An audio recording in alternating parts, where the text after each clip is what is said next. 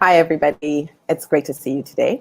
You're back at COVID Conversations, and today we are about to move into the session called Black Futures, Radically Rethinking Leadership in Public Health, Medicine, and Research During the Pandemic and Beyond. And before we start, for those of you who've joined us before, we are going to first begin with our land acknowledgement, and then we will do our moments of silence and recognition. And then we will move into introducing our discussants and going through the Q&A as we go through the day. So for those of you that have questions, we encourage you to put them in the chat at the side, and we will bring as many of them in as possible. And what doesn't get brought in, we will try to address in the upcoming report. All right, so the land acknowledgement. We're in Toronto, Ontario, Canada, so our land acknowledgement is specific to this territory. We'd like to start by acknowledging the land on which we are gathered today, and by acknowledging the caretakers of this land. This land is the territory of the Mississaugas of the New Credit and the ancestral traditional lands of the Anishinaabe, Haudenosaunee, Ojibwe, Chippewa, and Huron-Wendat nations. As we think through our relationships, it's critical that we acknowledge the settler history in the past and the present, and that we commit to removing it so it's no longer in our future. I will now move into the moments of silence. The first moment of silence and recognition is for Regis Korchinski-Paquette. She's a Black woman, 29 years old, loved by her family and friend, who died in the presence of police like so many Black people. She is missed by her family. She's missed by her community. She had a beautiful life. And unfortunately, when the police respond in Canada, as is the US, the outcome to a peaceful experience can often be fatal. And so we stand with her family, and we ask everyone to keep their attention on that so that justice is served. And so in this moment, I ask you to take a moment of silence and recognition for Regis Korchinski-Paquette of Toronto, Ontario, Canada.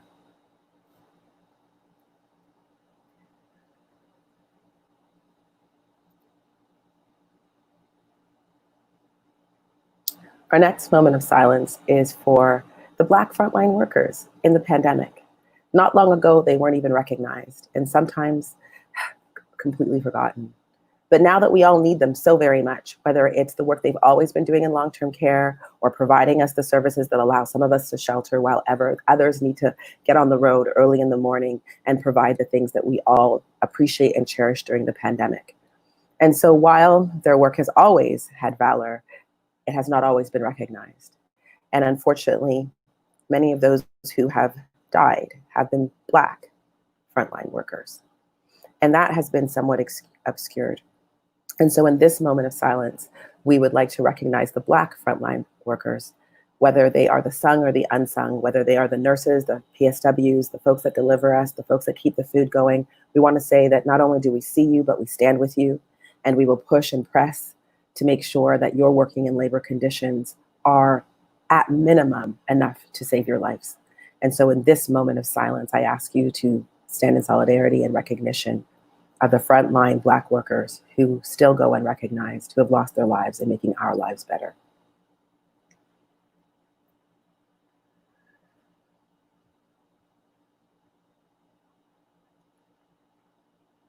And in this moment of silence, before we go into introductions, it's in solidarity with our brothers and sisters and families and friends in Minneapolis and across the United States as they continue to push for complete and full emancipation, the ability to live and work, and yes, even, God forbid, make a mistake and not lose one's life. And the mistake often for Black folks is to just be in the presence of law enforcement, not by choice, most often by force. And so for those who continue to push back and to protest and to demand their rights and full emancipation, we stand with you. We also recognize in this moment the lives of trans folks who have gone missing, but who have experienced increasing violence throughout the pandemic. And so we ask that for the folks that you know that are trans and the folks that you don't know, just make sure you always speak up when people say things that are inappropriate, violent, or disparaging, because those set the tone for what is possible and allowable. And so we ask you to take this moment of silence and recognition for the lives of our friends and family and neighbors around the world, in the US, the lives of trans folks in Brazil, Caribbean, Europe, Australia, Tonga, all across the world. We stand in solidarity, and this moment of silence is for all of us.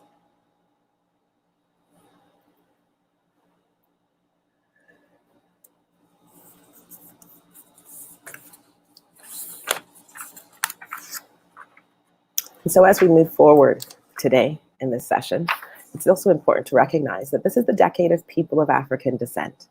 And that means that for those of us who come to the Americas and who have moved around the world, often not by choice, but by force, firstly through the slave trade that went across the east coasts of Africa and took our people all throughout India and China and the Middle East. And then the transatlantic slave trade that exported millions of us yet again through the Americas. And so it is the decade of people of African descent in recognition of all of us who live far from home and who may never be able to return to home in the continent or in other jurisdictions. So I'd like us to remember that this context also includes the decade of people of African descent. And now we begin Black Futures, Radically Rethinking Leadership in Public Health, Medicine, and Research during the pandemic and beyond. And this is our third and final session of part 2 of the COVID Conversations Symposium series. We will continue COVID Conversations through interviews, which will be ongoing. So remember to add yourself to the mailing list, subscribe, so we can keep you in touch. And first, I'm going to introduce Joanne Osei-Twum. And Joanne is a founding member of the Black Public Health Collective. Joanne has worked across academic institutions, research centers, non-governmental organizations in Canada and internationally in the areas of communicable disease research, health professions education, and program evaluation. The Black Public Health Collective is committed to critical public health work and practice that is rooted in principles of social justice, systems transformation, and Black well-being. Joanne has a master's in science in pharmaceutical sciences from the University of British Columbia and a master's of public health in social and behavioral health sciences from the University of Toronto. She has used her training to better understand structural factors causing inequities across space and critical informed approaches to addressing these inequities. In addition to organizing, Joanne's interests lie at the intersection of race, ethnicity, GIS, spatial temporal distributions of health, and inequities. Joanne, I would like you to take this opportunity to introduce yourself. And I think that not everybody's familiar with some of the terms in your bio. So I'm going to ask if you can take a moment to tell us a little bit more about your master's in pharmaceutical sciences. Was it wet bench or dry bench? And if you can kind of give a sense what that means for people. And if you can tell us a little bit about your master's in public health, what is the social behavioral health sciences area? Yeah, of course. Thank you so much for having me here today. I also want to thank everyone at Ready for Black Lives and the previous discussants. Really, for me as well, this conversation has been amazing, and I've also learned a lot. So as Lana mentioned, I previously have a Master's of Science in Pharmaceutical Sciences from the University of British Columbia, and that was what we call bench work. So it was wet lab. A lot of the time was very much focused on cell culturing and looking to see at interactions between a drug that's used for visceral leishmaniasis and a protein within the body.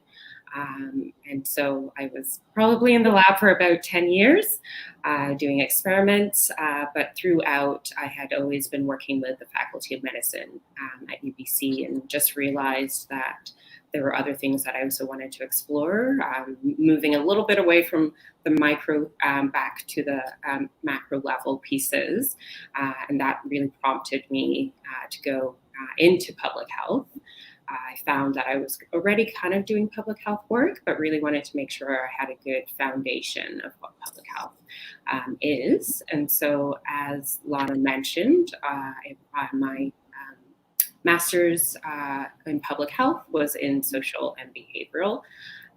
However, there are various streams in public health. I feel that, it's important for people to know. So there's epidemiology, which we heard about yesterday quite a bit in yesterday's session, but then there's also occupational health, as well as food and nutrition.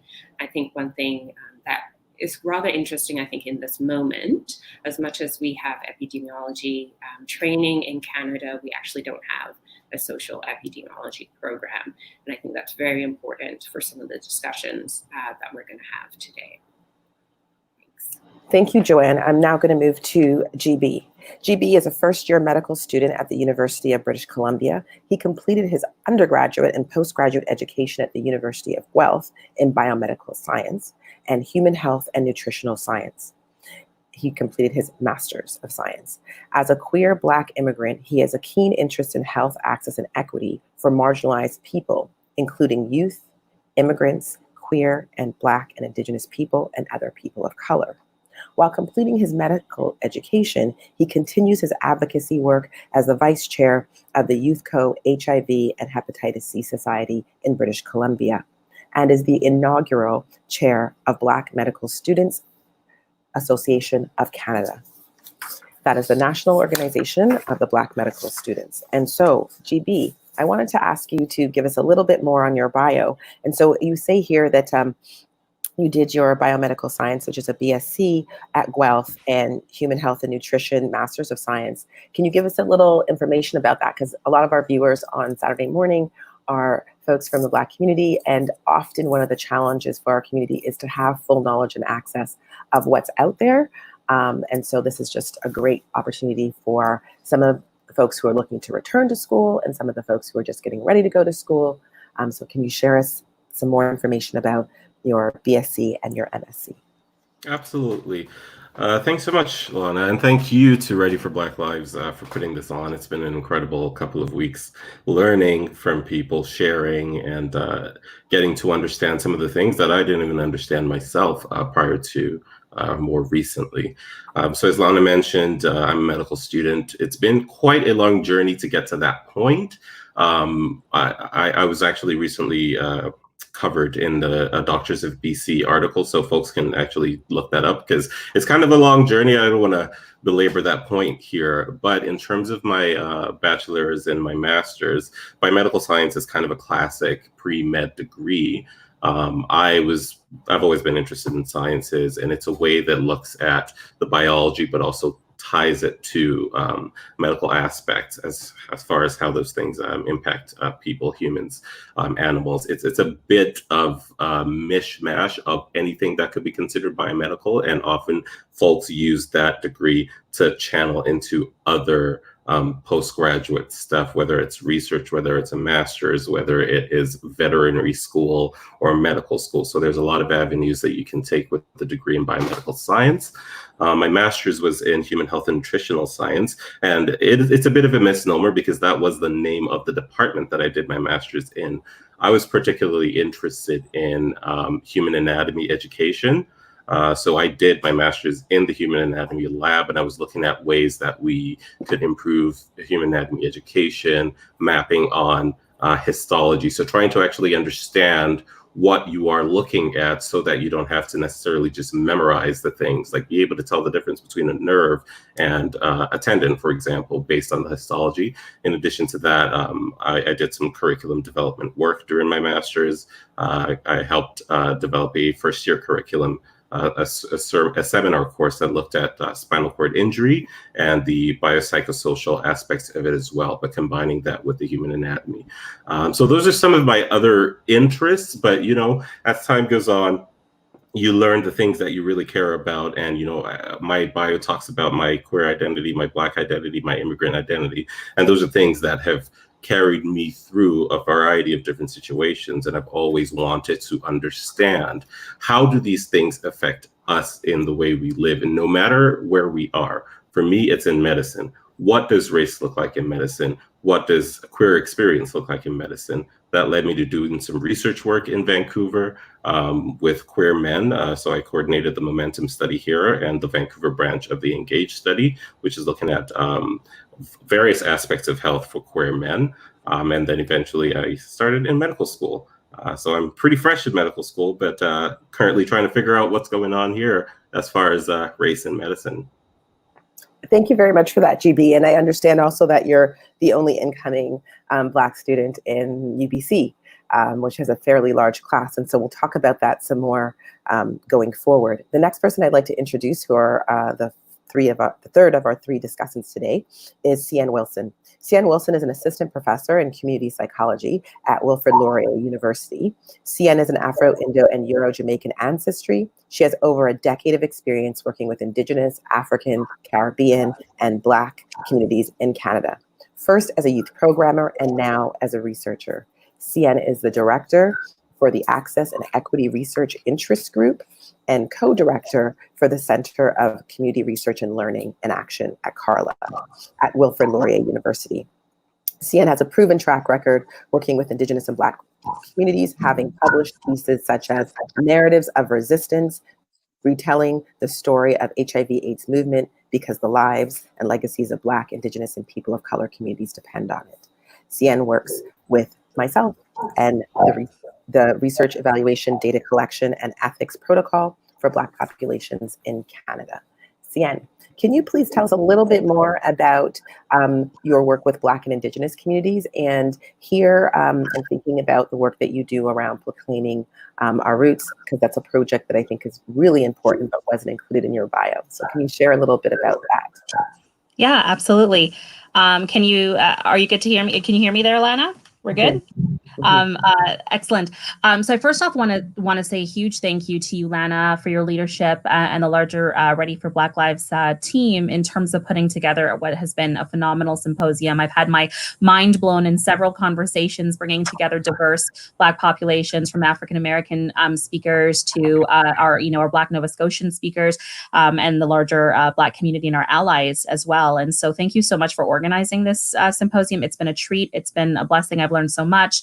And just to be a part of these conversations has been amazing. So thank you for that, first off. And just to echo what Joanne and GB have said, in terms of my work specifically with Indigenous and Black communities, I come to this work having studied out of York University in Toronto under the tutelage of Sarah Flicker, and her work was at the time when I started with her with Indigenous communities, and I had a very specific interest in working with Black communities, and so having really worked with Indigenous communities through Sarah and working with Black communities through my own interests, saw a lot of overlap in terms of the health disparities, and at the time we were looking at sexual and reproductive health and HIV disparities, and really seeing a lot of overlap.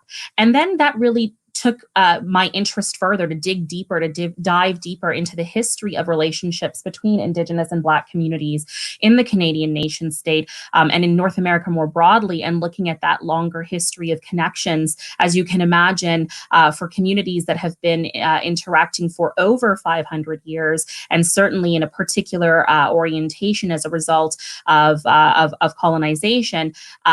There are many things that we've shared in terms of history, many moments in that history where we have banded together, many moments that where our communities have interrelated, and that led to a larger interest in digging up that history and talking about folks who are mixed Indigenous Black identified as well.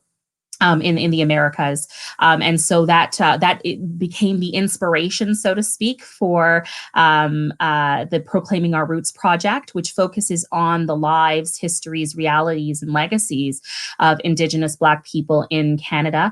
There are similar initiatives that have taken place in the United States, but nothing very similar here in Canada. And really, this project is aimed at writing into the national consciousness a conversation about Indigenous and Black history and reality, and the broader Canadian consciousness and public, which is not aware of that history, that very rich history between these communities and interrelations. Thank you very much for that, Ciann. And I think that's an important piece that will take us into our first question. And I'm going to frame that question based on some of the questions that we've already had before this. And that is the piece around are we as Black people, when the demand for race-based data is made, all talking about the same thing? Because currently we have a number of petitions across the country asking the state, the very state that produces these conditions, to collect the data. And some people question whether that is actually the best approach. And so we're here to have a discussion. But part of the discussion that goes missing is we are a very diverse group of people, and we have Black Indigenous people who are part of this nation state before contact, as part of the embodiment of Canada. And when we talk about race-based data, we're often making very large assumptions about who is Black, and even if these approaches are even appropriate, given that there is a set of treaties and laws and legal structures that are Indigenous that precede what has forced itself as central in terms of the Canadian nation state. And so I'd like to start with this ask of the question of, are we all talking about the same thing when we ask for race-based data, by starting with you, Ciann. Given the work that you've done with Black Indigenous communities and the ongoing rectification of the Truth and Reconciliation Commission needing to consider Black Indigenous peoples, are we all actually talking about the same thing when this call for race-based data is made, particularly given that Black Indigenous people were never included in that ask nor consulted? Yeah. So thanks so much for highlighting that. I think what you're highlighting is that, our communities, Black communities, Indigenous Black communities, are diverse communities. We're not a homogenous group of people that have one message or one ask. And so no, my answer, the simple answer is no, I don't think we're asking for the same thing. And what we're acknowledging is that there's heterogeneity, there's diversity. And I think that any member of the larger Black community that presents themselves as if they're leaders of our communities, or coming with one unified voice, is, that is the sham of what the conversation is, right? Is that these folks present as if they are speaking for all Black folks. But there are some real critiques that you've highlighted throughout this series with the conversations that you've had with the discussants throughout, and different folks from different places, whether it was Ruha or Ronald. Everyone's been asking these same questions throughout the different talks that have taken place so far, demonstrating again the heterogeneity and the diversity of Black perspectives on this exact topic. And so just to reiterate those points, I think it's actually anti-Black to assume that there's one homogenous ask here and there's one Black representation. And for those in leadership positions who've made it seem that way, or made the ask like the ask seem like it's one homogenous, unified ask, for me, I dare to question that, I dare to critique that, and I dare us to really unpack that with folks in terms of what how exactly they're representing us as a diversified community, and whose voices are represented in that ask, and also whose interests, right? Because we do know that the folks that are asking these questions have very sordid sort of, relationships with different institutions that are questionable, and we should also be throwing that also into the conversation as to who is representing the quote unquote Black community. Thank you for that. And that does echo a lot of concerns that were brought forward to me, which is part of one of the many reasons that seeded this symposium. And I'll ask Ciann to speak a little bit more later on about the national consultations that have been going on over the last almost going to 3 years to actually parse that information, to go and speak face-to-face as Black people with other Black people about what matters and what is included. And so now I'm going to, I'm going to bring Ciann back really quickly. Sorry about that. I'm going to bring Ciann back really quickly just to say, can you tell us a little bit about not just the work that you did in proclaiming your roots, but also the work that I've had the opportunity to do with you in terms of national consultations, and some of the things that we've heard in regards to what people expect and what is the proper way to go about asking people how they want to be identified. Because we also have some swirling coming out of the academy, where non-Black people are undertaking projects to define the social demographics of those of us who are particularly Black and Indigenous, but yet they're not directing that work to their own communities, but are moving into a role where they have no training in this area, but are insisting on getting grants and now trying to launch something that kind of directly conflicts with what has been documented for over 50 years in Canada, which is Black and Indigenous people will define their own realities. So can you speak to that, those kinds of projects where folks who are not from our community and who are not trained in this area get funded and are funded by federal institutions that should know better to then define categories that they're not trained in, that they're not part of communities, and how this has kind of rolled into a race-based discussion as well that is also, as you said, anti-Black. Yeah, I'll try to answer the different pieces of that question. Yeah, I think what has always been a struggle in the academy and certainly in the research industrial complex is, the fact that you can have researchers who do not belong to the communities that they are working with and don't have to, have any accountability. Who then, embark on this work with communities that they don't identify with and don't belong to and don't have any accountability to be quite honest, who are then embarking on these projects, these make work projects, as I call them, because they're not projects that are beneficial to communities, which is always a marker for community-based research and work that is worthwhile in our communities. And there is no accountability in that regard. And so that has always been an ongoing problem. It is, unfortunately, a systematic issue that is long and outstanding when it comes to research in Canada and beyond, certainly. And so just really for me, thinking about, just the ways in which the research industrial complex contributes to and is a vector for colonization in a lot of ways in that regard. So I think that is definitely a struggle. And then when we move to this conversation specifically about defining Blackness in this moment and this ask for race-based data, so to speak, which has been one of the big conversations for Black communities in Ontario, most specifically, because as we learned when we talked to our community members in places like Quebec and in other parts of the country, we're finding that in Ontario and Nova Scotia somewhat, these are the very targeted places where these conversations are happening, namely where we have concentrated Black populations. And so that's not a coincidence either. And again, when we think back to, well, who is asking for race-based data?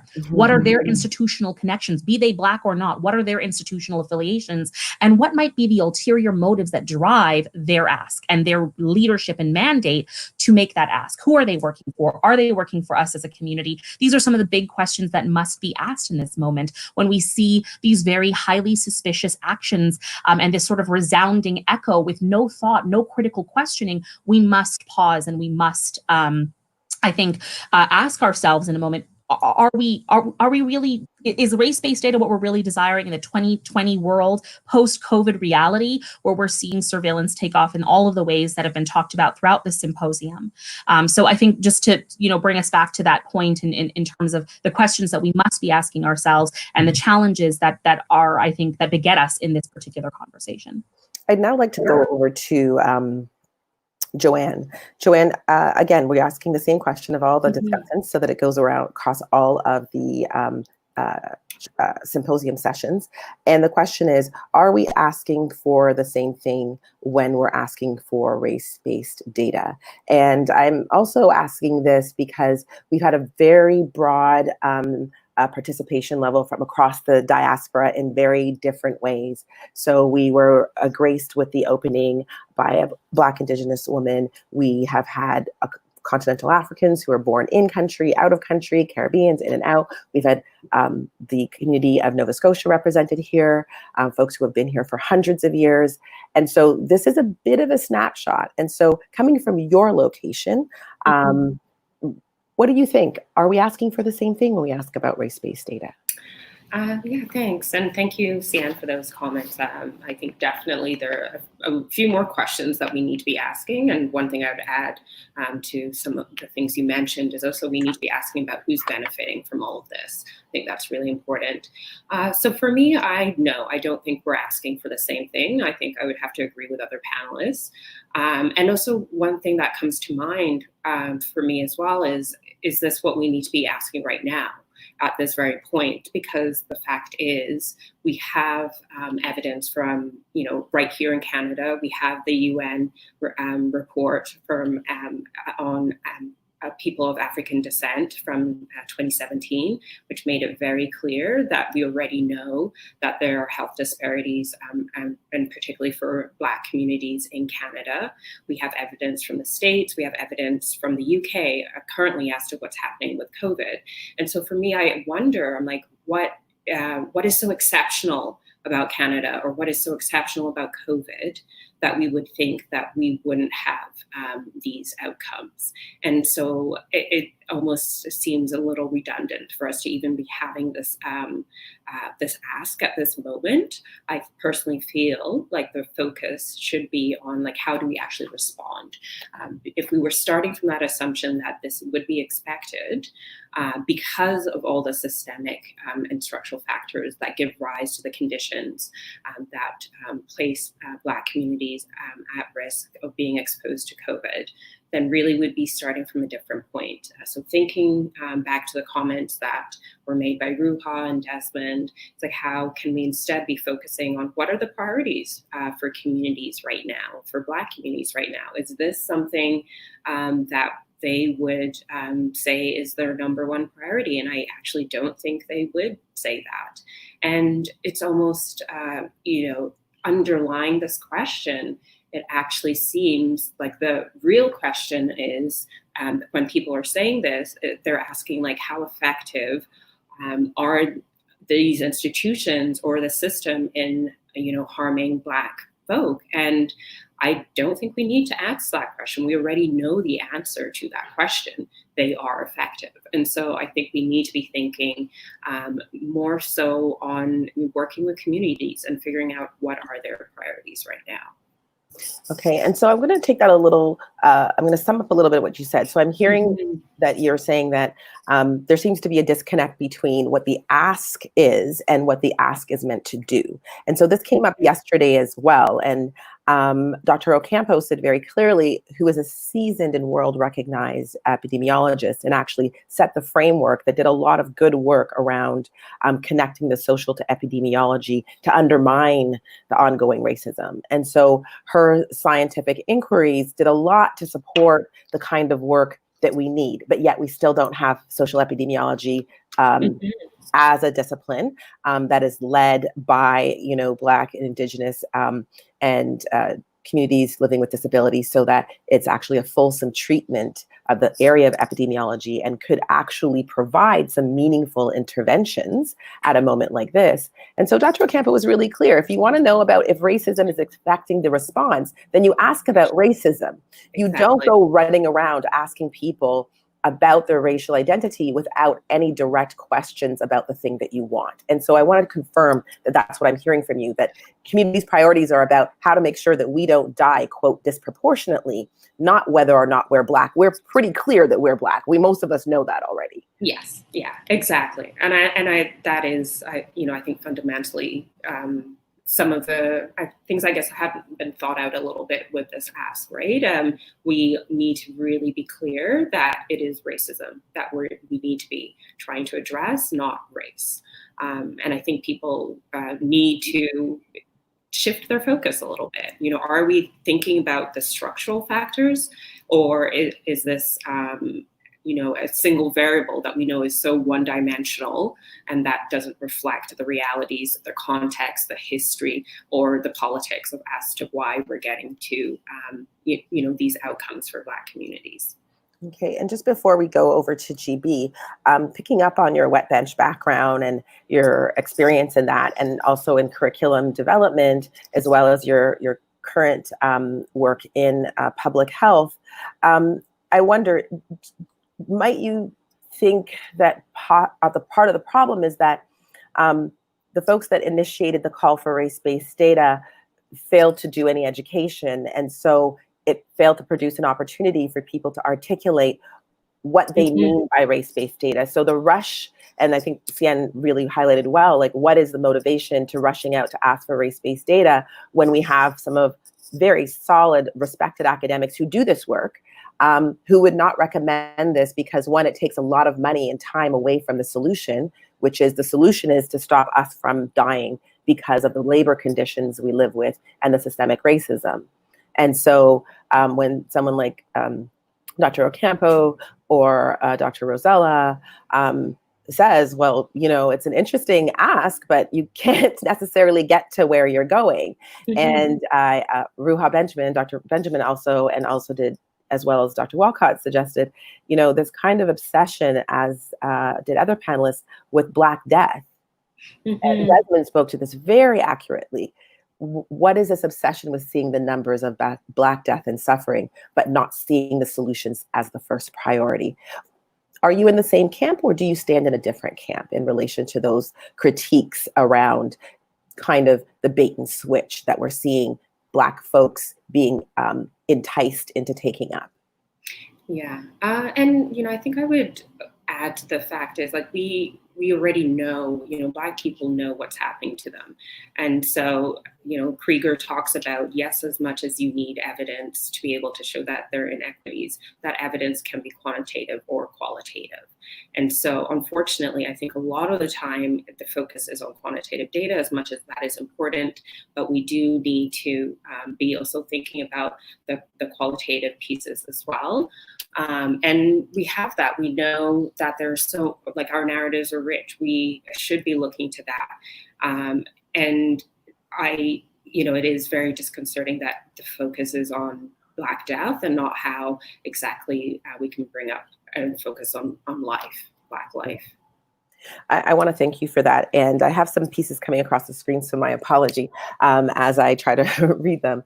And I think it's important, as this other individual has pointed out on screen, that it's important to ask about racism, that we need to be demanding data, in fact, about how racism is functioning during COVID-19, and not putting the onus and resources into finding out how Black death is happening. We need to, in fact, stop it. And while some have tried to sell us the story that somehow tracking our race in our suffering gets you that answer, logic tells us otherwise. And so now I'd like to bring forward GB.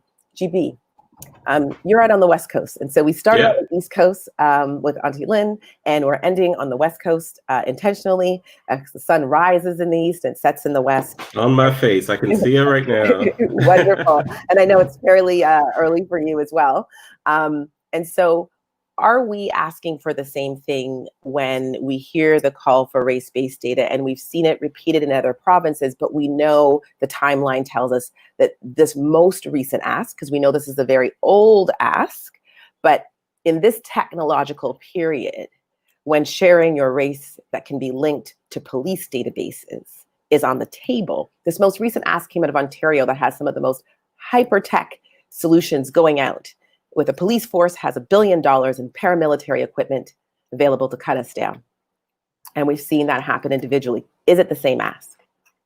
So, as everyone has said, short answer is no. The longer answer, I think it depends on what we mean by race-based data. I'm an inquisitive learner, and if anyone knows me, I always ask questions, and I tend not to move on until I hear an answer that makes sense.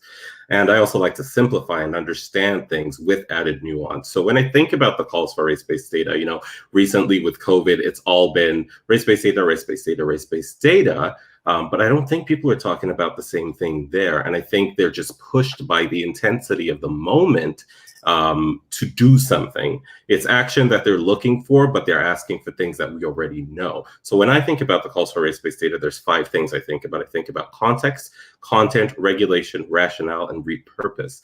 With context, I have to ask, is this data really needed in this context? Has it been collected before? Are we in a context where people actually even understand what race is so that they can figure out what race-based data is? And if we already know what we're asking for, why are we asking folks to do the research that we may be able to do ourselves as well? With content, it goes back to what do we mean by race? The social construct, or are we referring to ethnicity? I would say the majority of the research conflates the two. And if we're asking about race, our research questions should not so much be about counting and identifying us as they should be about critiquing the systems that racialize us, meaning we should be measuring racism, not race.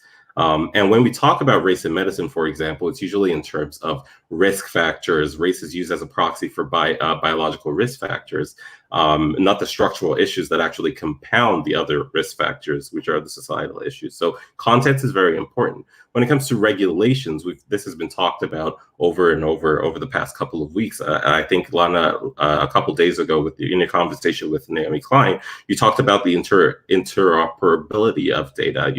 Before you allow race-based data to be collected, you need to know what protections are there, what loopholes exist around who is the steward of the data and who has access to that data. That's that interoperability. And I won't belabor that point because you've talked about it before, and we may talk about it a little bit more. But data moves, as you said earlier this week, and once it's captured, you don't know where it's going to go. So we have to think about who we're asking to collect this data. Rationale, why? I think when we ask for race-based data, this might be an area where many people, whether they know it or not, might actually be asking for the same thing.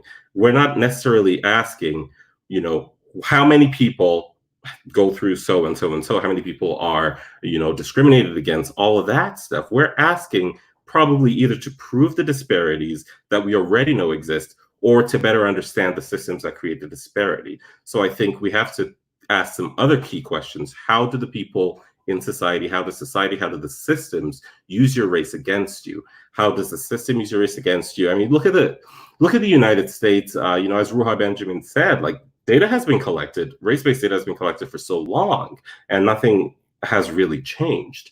When I think about my context in medicine, and we've been asking about race-based data collection in medicine as well, because we know we are underrepresented. Black folks are underrepresented in medical schools, but the reality is, in the United States, they've been collecting this data since the 60s.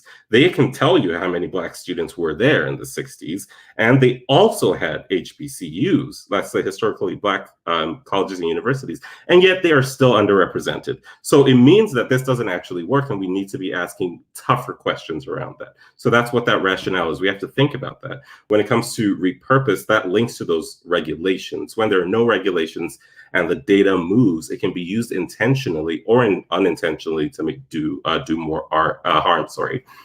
And I'll use AI and diagnostics as an example. If you're inputting race, which is a social construct, into something that's supposed to diagnose patients biologically, that's very bad science. You're trying to fit a square log into a round hole. It just doesn't fit.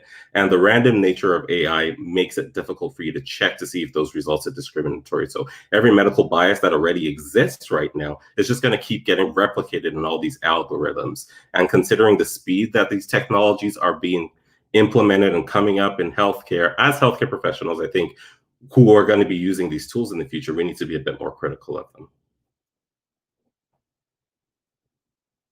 Sorry.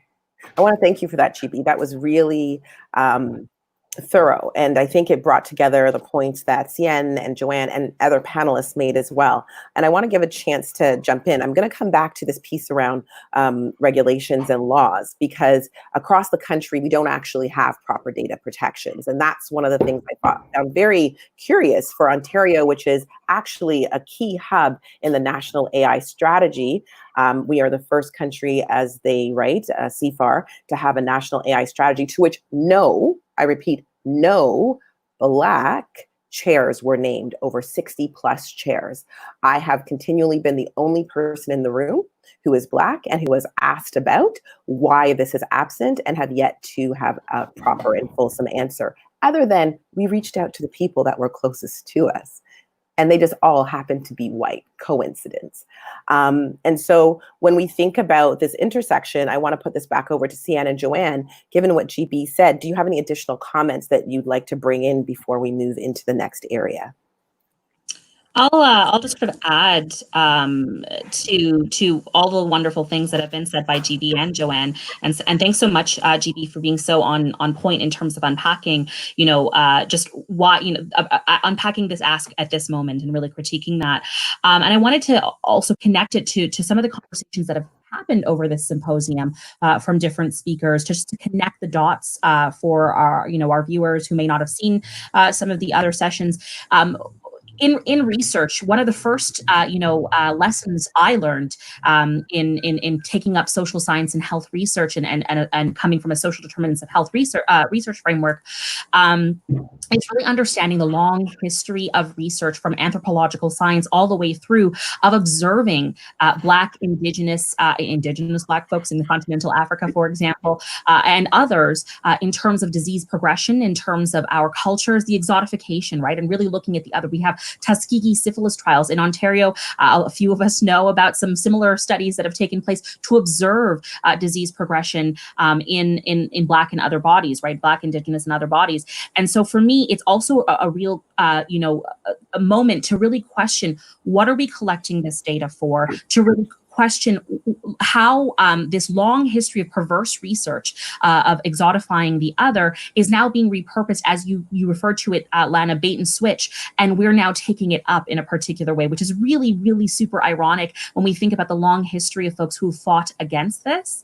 And so, a lot of those things come together for me in terms of this bait and switch that's been happening, that we're co-opting this messaging, that more research is what we need, more observation of our death is what we need, versus actual tools to address what's going on and address the problem, and address systemic racism, to reiterate what you spoke about with regards to Pato Campo and her messaging around this. So, all of this, I think, comes together in a really interesting way. We know that data has been collected in the United States. It has not done anything for our siblings there. We know that data was collected around SARS, as Ronaldo highlighted the other night. What has been done with that data? So it's not for the lack of data. The question is, what are we doing about the larger systemic structures that leave our communities vulnerable, versus co-opting and adopting, I would say, this very problematic history of observation and exotification research that surveils and allows for, basically the observation of colonial impact on Black death, and there's no intervention that comes from that. So, just to pull all of these things together from the different conversations that we've had throughout the last 2 weeks, in terms of that point that I think you were hammering home. Mm-hmm.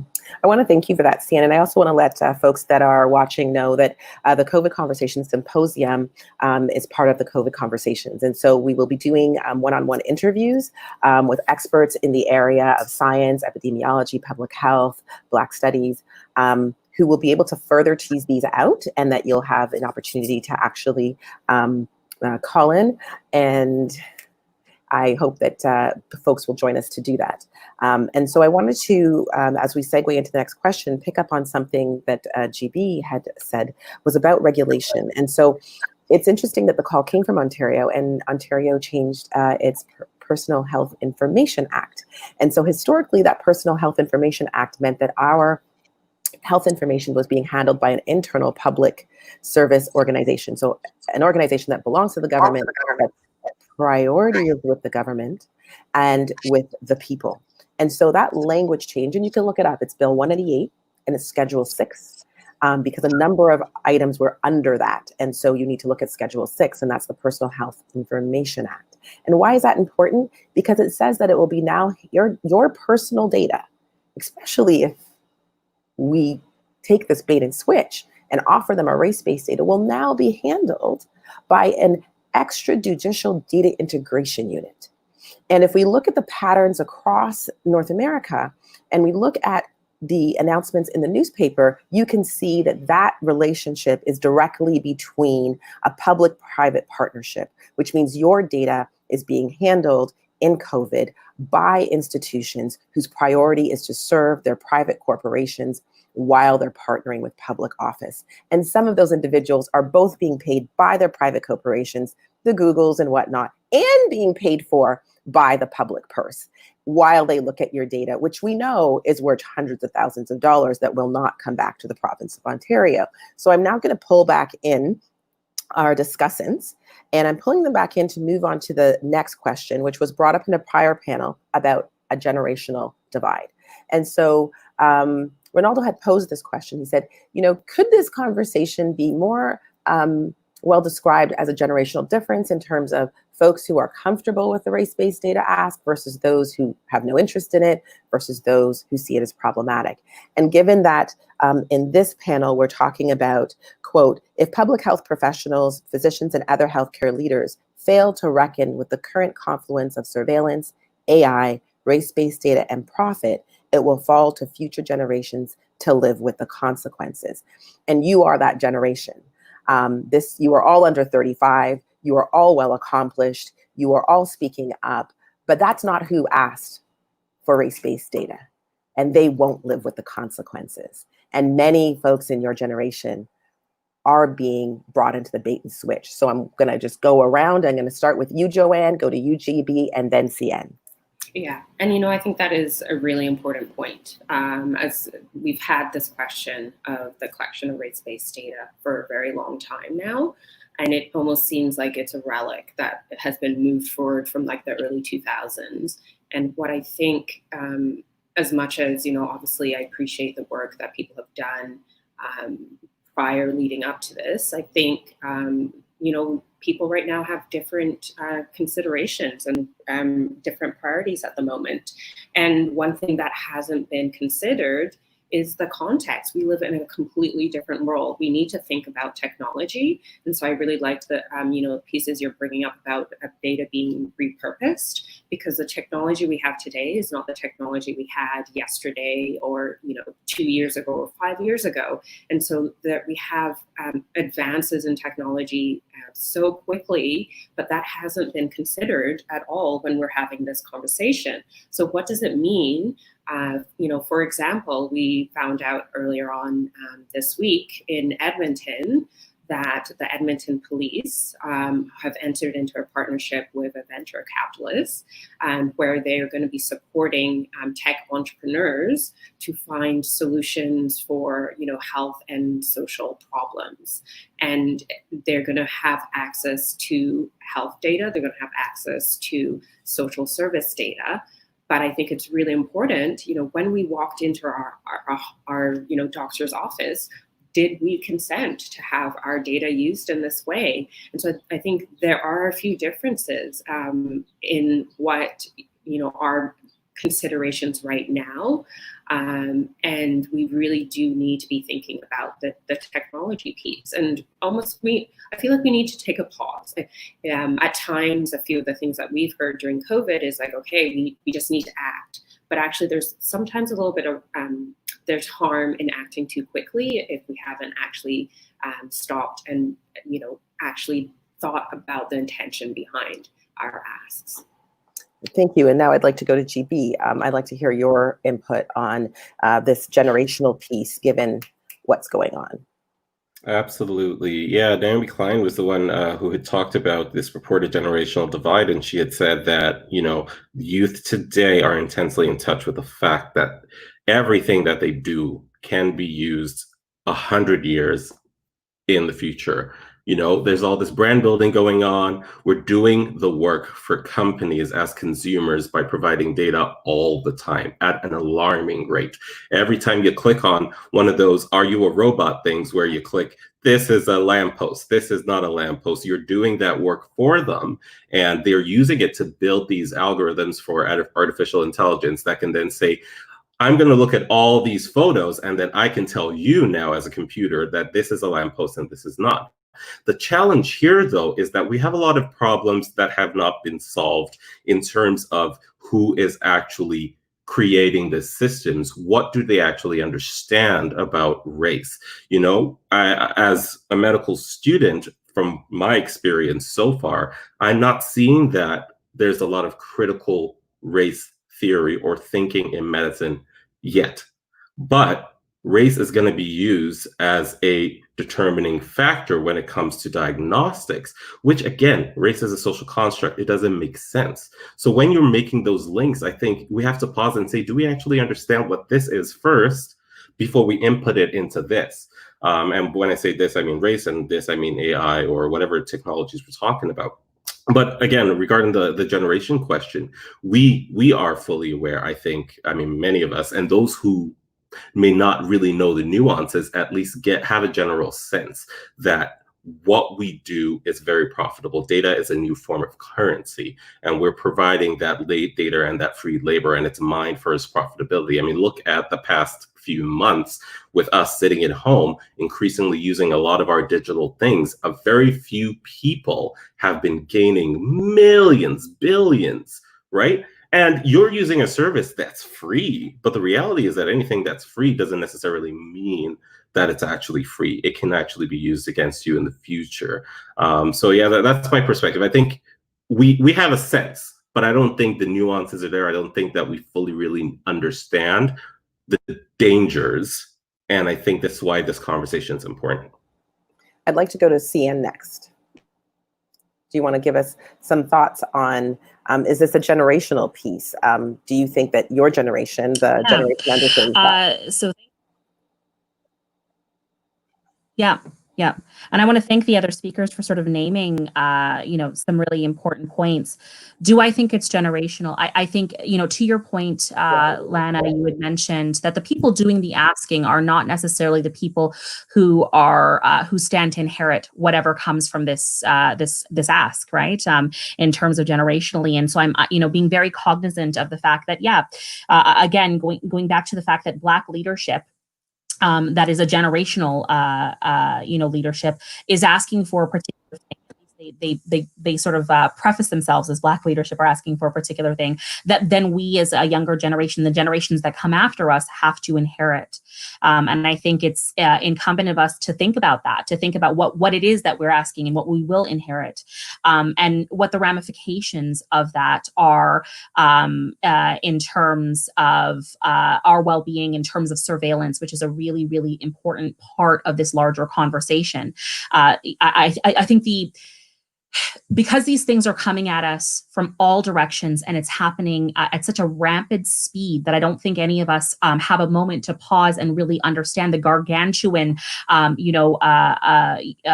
coming together of all of these different corporations, of government, of paramilitary, and all of these different ways that are so frightening.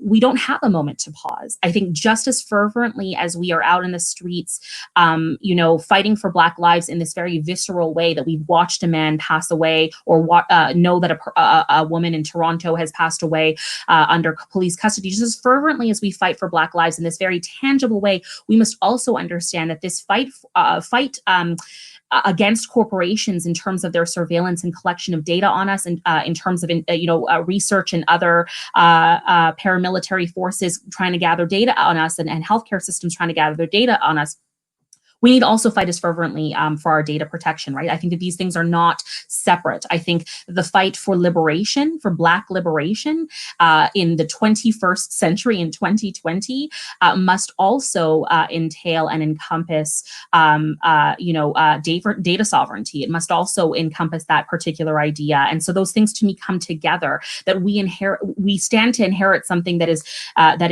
very sinister and nefarious, and that the fight that we have going on out in the streets is as relevant. There's so many overlaps that it's as relevant to this fight for data sovereignty, in my opinion.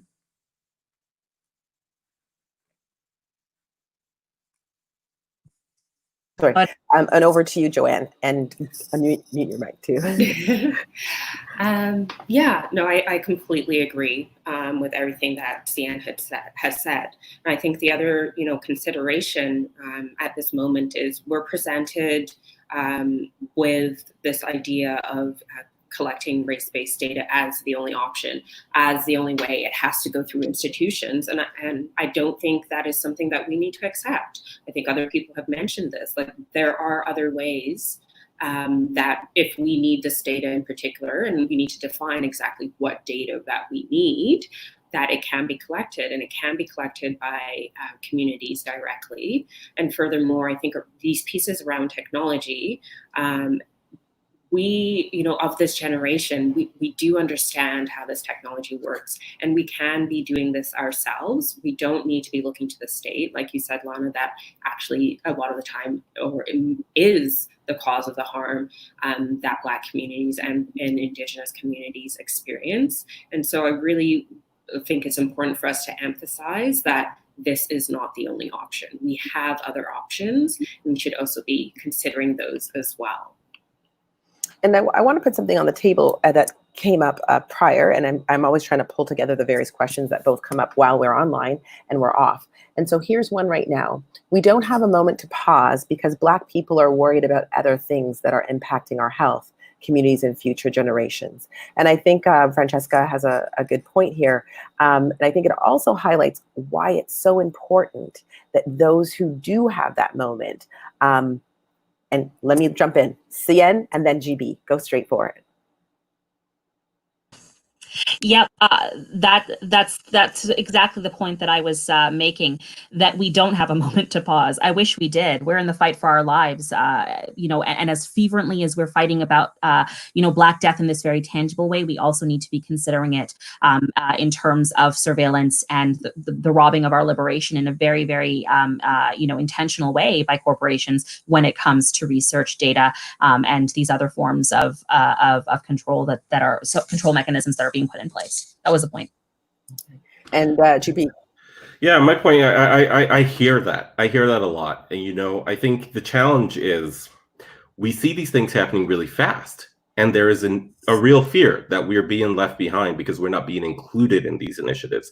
Our information is not being collected when we're doing all this sort of genetic pooling of, well, I forget what it's called now, but like basically they're taking people's genes and, mapping it, genome mapping, there we go, so that they can figure out some diagnostic things later on. And it's like my partner is he's a physicist. He's like an engineer in physics, and he had to break it down for me. And he used the analysis of a analogy of a checkerboard. You've got vertical lines, you've got horizontal lines, you've got the squares that are different colors. If a piece of that information is missing, and then you tell that artificial intelligence thing to say what is a checkerboard, anything that has that information that's missing will be missed. So there is a valid point there. But I think it's important to realize that there are people who are in these spaces that are doing this work and creating problems without understanding that they're creating problems. And that's why it's important that we need to educate. As Lana put it a couple days ago, some of us are schooled by the reality of circumstance,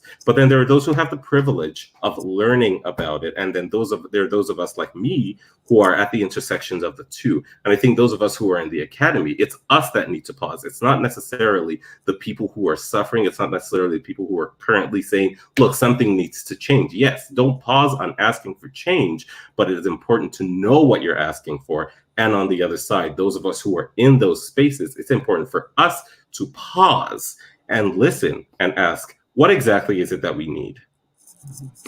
And I'm going to add to that wonderfully, Black folks have been articulating. So in Ontario, in Quebec, in Nova Scotia, Alberta, every province has a plethora of reports that says what we need is for the state to back off and let us be successful. What we need is the state to have policies that even the playing field. What we need is to have cooperation rather than the state consistently. And when we say the state, we mean the premiers, we mean the mayors, we mean the Prime Minister of Canada. So here we have a question. How does standardization of socio-demographic data act as a form of resegregation and racial violence? Okay, so who wants to take this one first? I can. I'll make a few comments. I think standardization, right? So and I think that's what's happening really when we're making the suggestion for race-based data. And I think we need to be very clear that race is a one-dimensional variable. And so when we're saying standardization, we're actually saying that, we have a group of people who are homogenous. And that's not the case. To your points earlier on in our discussion today, Lana and Ciann, that Black people are not just one thing. And so what ends up happening is we have standardization, which creates these one categories, and we end up missing the nuances and like all the differences within Black communities. So really, when we are doing this work, or when we are doing quantitative work in particular, we do need to be taking like an intersectional analytical approach to this. So how can we be talking about Black Indigenous people? How can we be talking a little bit about class? How can we be talking about gender and sexuality? And so I think it is very problematic. And furthermore, who gets to define these categories? Like, we need to be very clear that the people who are defining these categories, if it's a category of race, these are people who are privileged. And, their assumptions are not the same as the assumptions of the people who actually might need to use this information. So, if we think about the people who are ultimately going to end up in the room making those decisions, unfortunately, it's not going to look like anybody on this panel. And so what implications does that have for Black communities when the people making the decisions don't have our lived experiences? And as I believe Adil says, we can't have stand-in for Black people, right? Like, and as much as, yes, also we need to be very clear that there are Black people who may be in those spaces, but we need people who are critical. We need people with a critical Black analytic doing this work. And folks that have a demonstrated track record. And so I'm going to add to that, which is in my scan across the country and looking at CHR funded research, I found it very disturbing that CHR has a habit of selecting researchers not from Black communities or who have Black critical pathway and who are respected by folks on the ground, but CHR has a habit of funding non-Black researchers who have no relationship to our community. And so I think that's an important thing, that if community wants to rally, you need to demand that CHR fund critical Black researchers like yourselves, and the race-based data energy be spent. And this is a question that came up, and I'm going to integrate it here. What are these people doing asking for race-based data, spending time and government energy when they need to make sure that Black people don't get put out of their homes because of the number of industries that they work in have been shut down? And so this, I think, is a class tension. The folks that initiated the call, they're cozy. Their bills are paid. Across the country, however, a lot of good working folks are spending energy that won't keep the lights on a debate that has no impact on what's going to happen next. Because we, as you've all said, and all other panelists have said, and as my research has revealed, we've had hundreds of years of research in the Americas around what's going to happen and what does happen to Black folks during infectious disease outbreaks, and yet no action has happened. And here we have something else. Many times for many African peoples, it is a matter of that they don't know, they don't know.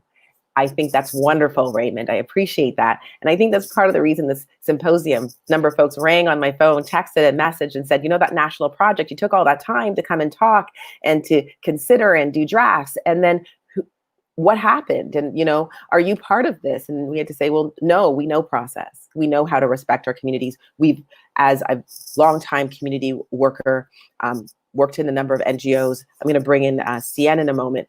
We know the process, and we make sure that our asks come from the grassroots of the community, not those who are clocking salaries that make most of us, our eyes go like this, right?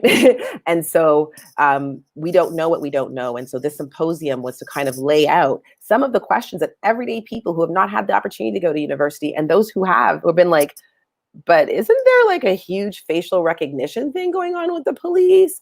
Like, why would we want to give them more information? So Ciann, jump in here. Yeah, I mean, again, you know, hitting it on the nail, and it reiterates something that Joanne had said a little earlier, just around like, is this actually a priority? Are we asking these questions? Is right now in this moment of COVID, data collection that is owned and operated by the state and corporations, is that what Black people are prioritizing and really want? And who's doing that asking? Again, going back to, well, what members of the larger diverse Black community are prefacing themselves as leaders and asking, right? And so really questioning that. You also made a really, really great point that I think builds on what I had said earlier around research, the research industrial complex, and the fact that we do have people who are not members of our communities, so non-Black individuals, and even for those who are Black individuals that have no track record of commitment to our communities, that are funded and supported by these institutions, who, you know, there is no accountability mechanism, right, in place that can really assess, you know, is this research beneficial to communities? And I will bring up that point again, the beneficial or beneficence of research being something that comes out of Indigenous scholar Ciann Wilson's work, where he really unpacks that, the only research really worth doing is that which is beneficial to the community has asked for and the community has deemed beneficial.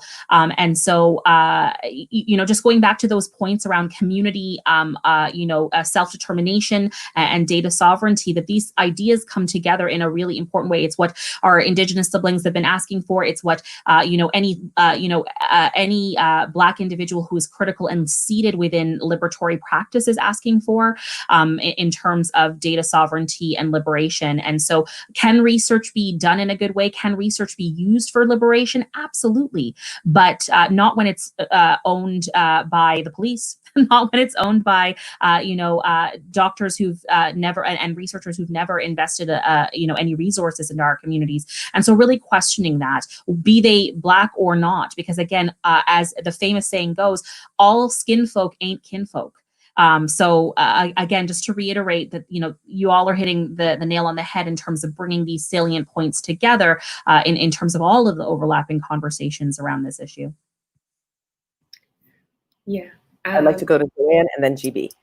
Yeah, and I think I just wanted to add, like, in this moment, have we really had the chance for there to be extensive discussions within Black communities about what we're having, or what the ask is around race-based data? And I don't think that's happened. And so, this ask seems to be a little bit presumptive. It seems to be a little paternalistic, to say the least, that you can make decisions on behalf of a whole bunch of communities. And also, we have to be clear, it's not just Black communities that this decision has been made for, right? I think Ciann mentioned this earlier on, what discussions have happened with Indigenous communities as well. And I guess people of color, because that also has implications for them. So I just wanted to add that. And GB. Yeah, and I'll jump in. I'll use an example because people talk about, we don't know that we don't know. And I think there's a question around who holds the knowledge there. Ciann had mentioned something that Ilana and I have talked about a few times, which is that concept of expert drift. What we're talking, that's like physicians.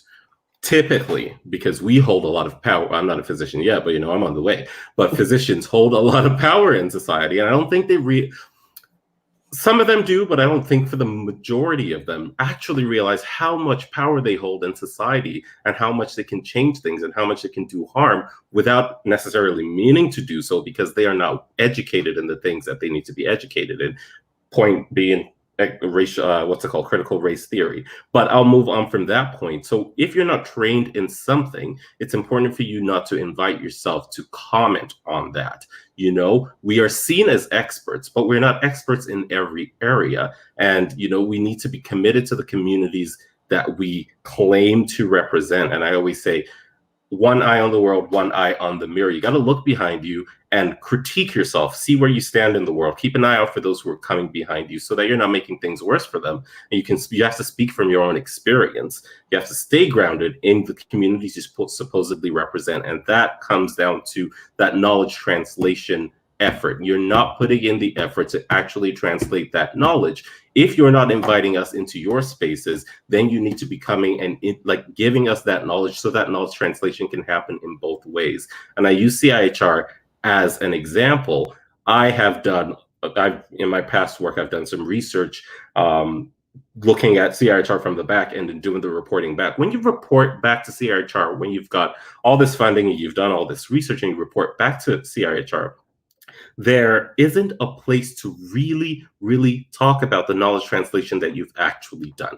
It's a checkbox. Have you done knowledge translation? And just list the things. And oftentimes knowledge translation means I published in a research journal, but then all those research journals have people who are just talking to each other and not actually talking to the communities. Communities tend not to have access to those research journals because you got to pay for a subscription to get the information there. I mean, now we're moving into a point of open access in research, and some people can now see things for free, but an effort needs to be made to actually bring what you are doing. If you're going to do research on our communities, we want to see what that research has been. So those are the points I wanted to make.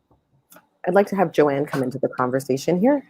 Yeah, sorry, just wanted to make a quick point when GB was talking, about expert drift. I think, really made me start thinking a little bit about careerism as well. We cannot ignore the fact that some people build their careers, build their wealth off of the suffering of others. And I think that is something we really need to consider in this moment. Is that something we're still okay with? And, personally, I'm not okay with that. And so, I think it is very important for us to really, as much as, yes, we want to be interdisciplinary in the work that we do, I think we really need to know the boundaries of our discipline. And we need to be defaulting to people and saying, well, no, actually, this is not my area of expertise. Please, you come in and you move this forward because that's what and trust that. And we heard that from Laura Rosella as well. She indicated as a data analyst, as someone who's spent most of her time with numbers, it's not something she's ever even gotten in her education. And it's not something that she's prepared to do, but yet it's something that they're often asked to do by those who commission their work at the provincial or regional or municipal level. We have something here on the screen that says, would you please recommend text about expert drifts? Thank you so much. So what we'll do is we will provide some feedback on that in the report, because expert drift is both a concept and a very active action. And we're seeing that particularly because of what the technology allows. So we have a number of institutions, both from the media side and from the academic side, that are, again, trying to build their careers, trying to build their brand as universities, and trying to draw in both students and research dollars. And so expert drift is almost part of the trade now. And so we will provide those to you. You can look to readyforblacklives.com.org. Either one will take you directly to us, and we'll give you that information there. How can Black students get involved in Black-based research? Sometimes I don't know where to start. Well, I'm actually going to do a quick little piece here, and I'm going to let Ciann finish that. One of the wonderful things about being part of our own communities and coming to academia out of the need to push back and to create a positive set of opportunities for our own communities to flourish, the Ready for Black Lives is not simply just about developing a research protocol that will be ready later this year, but it's also about creating a context which we can connect Black researchers who have strong commitments to ethics and practice. It's not enough to be Black anymore, folks. You've actually got to come with the goods and show who you are. And we'll be able to connect people there because they'll have the opportunity to list their studies and their research, and they'll have a rating that's been developed out of a multi-year process that defines what those ratings are. And so when Black students or Black community members want to join or support research, they can look there and see, okay, this person has a green rating, which means that they've had a good evaluation, and they're also looking for people to work with them, both in a paid context. And so that'll be available. And Ciann, if you wanted to add anything to that around how Ready for Black Lives is connecting communities to the centers of power of research. I'll also add, our consultations and the work continues, right? So we've been at this for a couple of years, and those community consultations, which are so integral. So if you are wanting to be a part of ongoing work in terms of building, a protocol specifically, but also I think what is to me, a Black liberatory practice in the field of research. Get in touch with the Ready for Black Lives team, and that can certainly be one tangible way. In terms of when I think about the broader academy, in terms of how do Black students find those ways, their ways into, critical research that is timely and important to the community and beneficial to the community. I will reiterate that word over and over again, because I think it's so important, in addition to the word ethical, which Lana talked about. What I've often found is students, they end up finding me through different places or other scholars. You've had several scholars on the 2 weeks of programming here that are Black identified scholars that you can reach out to in terms of being visible, vocal voices that are progressive and very liberatory in terms of their practice. It is often about finding those voices, and maybe you have a specific area of interest that you're interested in. Well, sometimes those folks know other critical scholars that they can point you to in the areas that you're interested in. And I view that as our work, right? It's an each one teach one kind of model, because there aren't many of us here to begin with. And so for every one of us that that makes it through the door to be a part of, the academy, so to speak. Not that that's any big prize to have, because it comes with its own problems around anti-Blackness. But for every one of us that it's in this gate, that gets through the gate, it is that important. It's that much more important for us to also pave the way for the ones that come after us. And that's been my own practice. I know for a lot of other Black scholars that are critical in their pedagogy, that is their practice. And so it's about finding those folks. You've had 2 weeks of individuals you can reach out to now in terms of folks who've spoken on this particular platform and, related others. And so just really thinking about, reaching out to those folks in terms of the work that's ongoing, and they can also help to point you in some of the areas in the research that might be overlapping with your own specific areas of interest, just to answer that question in a very pointed way for the individual who voiced it. And then I'd like to go onto GB here. Yeah, and I'll add to that. It's important to look to see what's out there, but as Black folks who are getting into these spaces, it's also important for us to look at those gaps and create. We are brilliant. We are very, very brilliant people. So it's important for us to create those research studies. But when you're doing that, though, I think there is value in you as somebody who's in this space to educate yourself. When we talk about hey, everybody, here are some resources that you can look up about anti-Blackness, anti-racism. It's important that you are not sharing resources that you yourself have not read, because if you don't fully understand this issue, you run the risk of creating the same problems that have already happened. So you got to take that time to educate yourself, and don't be afraid of the fact that you're not an expert. I honestly, I'm not an expert. I'm guilty of a lot of the things that we've talked about today. But over the past couple of months, and it doesn't take that long to start thinking about things more critically. If you as a Black person who is in these spaces don't actually know the root, the history of race, then you shouldn't be asking for race-based data. So you need to educate yourself and then start creating some of those things that other students, people who are coming in, can take part in. I want to highlight that, GB. That is an amazing and cutting analysis. And I think it's important for us to kind of meditate on that, because one is Black does not mean that one understands race, because we didn't invent it. We didn't think of ourselves as a race. This is a concept that arises out of European histories when they were trying to get access to the wealth of the continent. Go ahead, GB. And European histories and medical. I'm not going to let that point go. Physicians, future physicians, medical students, this is the point for you specifically. We need to recognize the role that medicine played in creating race, because it was those inquisitive minds that were like, hey, those people look a little bit different. I wonder if they're biologically different. Let's start categorizing them the way we categorize plants. That is a very important point to make. Medicine has a very strong history, and I encourage you to start looking at that stuff. I started discovering it over the past couple of weeks. And if you're looking for a place to start, I'll recommend a podcast called The Praxis, Edwin Lindo. It's American-based, but it talks about the history of race in medicine specifically. Medicine has a very strong history in that, and it's not taught in our schools. So it's unfortunate. I think that's, again, a wonderful contribution. Ciann, can you jump in there? I see you've got a piece to add. Yeah, no, I think it just ties so perfectly. It's almost like a perfect loop and circle to what I was mentioning earlier when it comes to this conversation of race in particular and just race science. And there's a long history of race science that then creates this racial hierarchy of observation that then allows for the observation and exotification of the racialized other.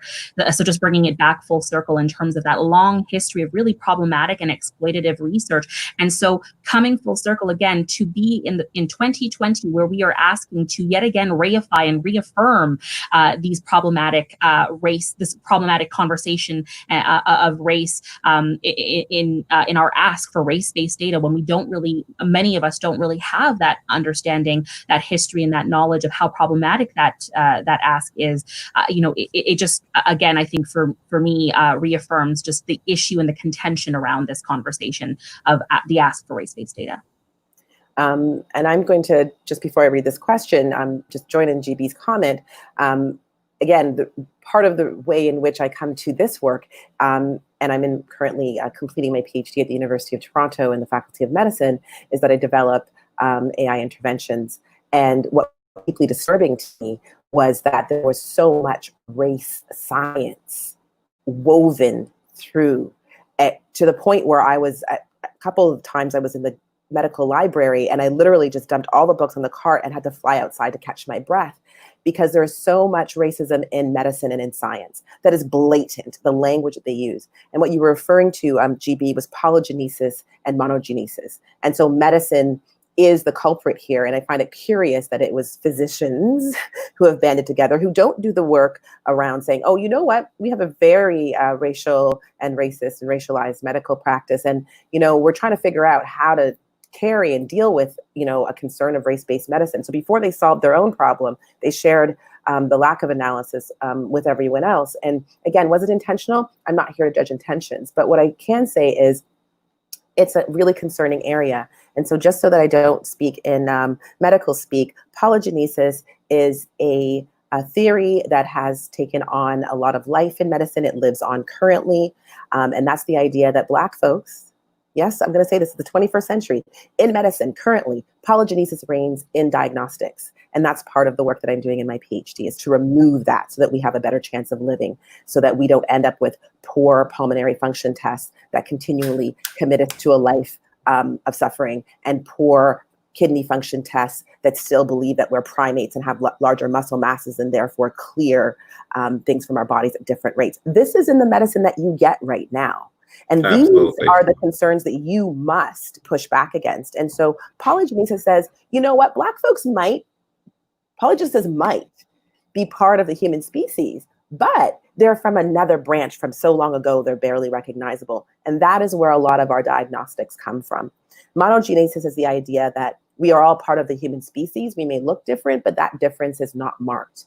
And so medicine itself is still grappling with that. And we know that because anybody who's Black, who has gone for a respiratory test, if you've ever been sat down in front of a machine where you breathe and they give you a set of instructions, that test, the pulmonary function test, is based on a racist idea that we are not biologically the same.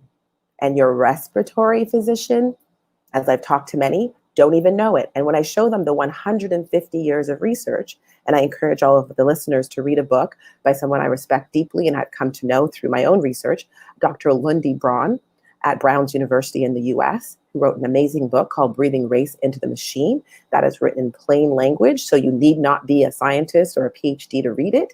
And she lays out how that test came to pass and how that criteria is still used today.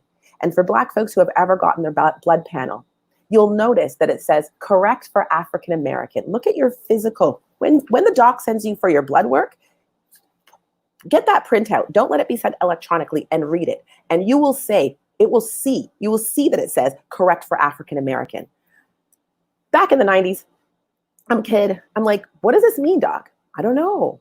I call the central lab because that's where they told me to call. They're like, I don't know. They make these decisions at these conferences. I follow, and that's how I come to be in the Faculty of Medicine. Because when I followed that trail, I found out that all of our doctors in Canada, very few of them know that they're practicing race medicine. And so if you have physicians who are responsible for helping you keep your life, who don't know they're practicing racism, how do you expect government officials who have been implementing racism to do race-based data right when there's no way to do right what's already wrong, right? So two wrongs don't make a right. Creating the category of race and then spending money studying race rather than studying the solution of racism is deeply concerning. And these are the concerns that brought the symposium to be. These are from the grassroots. These are from the people who serve your coffee, do your banking, teach your kids at school, fix your car, and make life possible. That's who these questions come from. And that's why we're here having this conversation. So know that racism is rife. And so we have to ask the question, since they know racism is rife, why are they asking us as Black people to co-sign looking at race when we know we have never been the problem?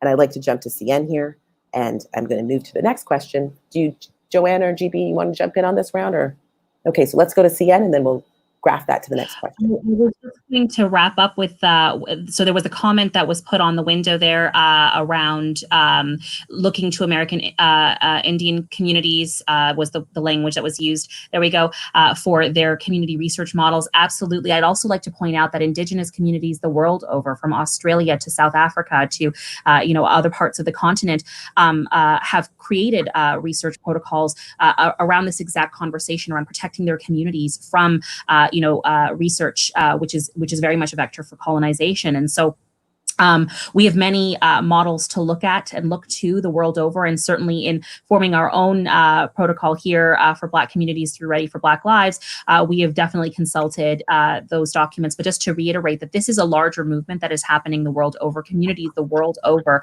Indigenous communities the world over have formed protocols to protect their communities, and have gathered together and been having these conversations. Just to reiterate that point that was highlighted for us. And I wanted to tie that back, Ciann, to the conversation we had. Sam Tekel was part of the panel with Laura Rosella and Pat Ocampo.